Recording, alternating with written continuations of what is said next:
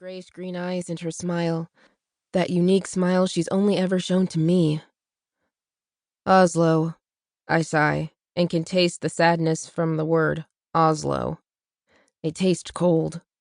And it is so far away from my city to hers. From Barcelona to Oslo, there are about 2,580.4 kilometers in total, according to Google Maps, and 10,000 trillion billion according to me.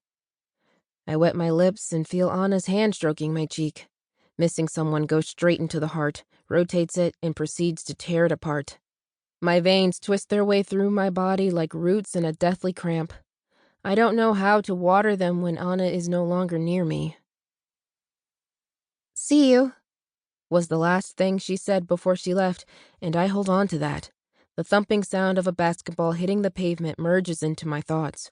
Only when the ball grazes me do I realize that it is not just my imagination. "Sorry," laughs the guy awkwardly. I grab the ball, spin it around my index finger, dribble it, and then shoot it back. The guy thanks me and I nod, thinking of all the times Anna and I played basketball together in the park. She was terrible at it, but I made sure to play even worse. "I thought you said you had been playing for many years," she laughed.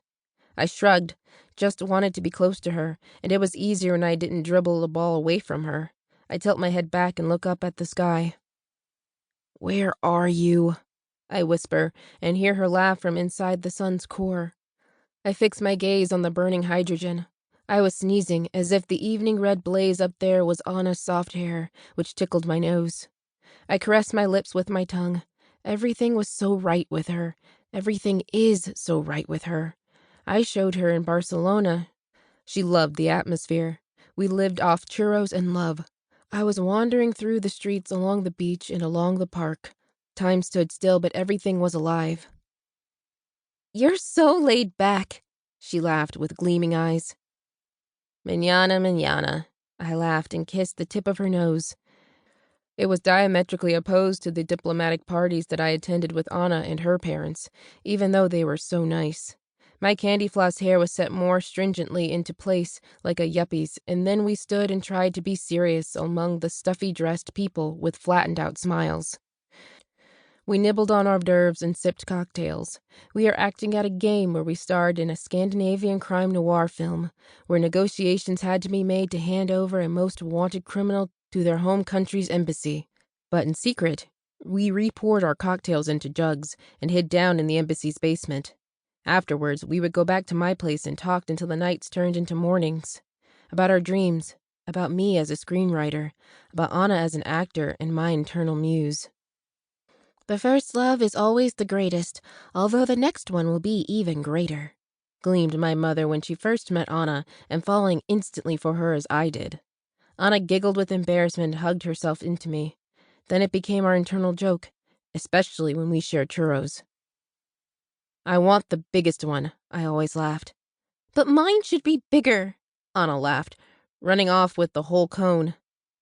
I ran after her, grabbed her for dear life, and threw us down into the sand. I am feeling our hearts pounding as we kiss the sugar off of each other's lips and our way into each other's souls.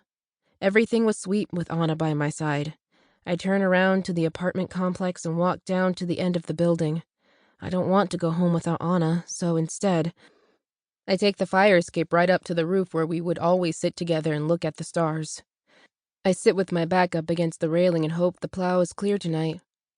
"The plow is the easiest constellation to find in the sky." Anna laughed as she uncovered her tattoo of it on her forearm, while we were both breathless in bed. "Once you find it, you can also find the others." "I don't want to find anything other than you," I whispered. She pressed herself to me, and I squeezed my thumb lightly into her skin. "Did it hurt?" I asked. "That's all forgotten now," she laughed. I kissed the blue-black ink. "It tickles," she giggled, and dug her arms under my sweater. "If you were going to get a tattoo, what would it be?" she asked, as she circled her fingertip around my shoulder blade like the needle of a tattoo. "I never thought about it," I mutter. "An anchor?" she laughed. "A rose? Or a picture of your mother?" "An Anna," I laughed and leaned over her. My fly pressed against her skirt. She became pink in her cheeks.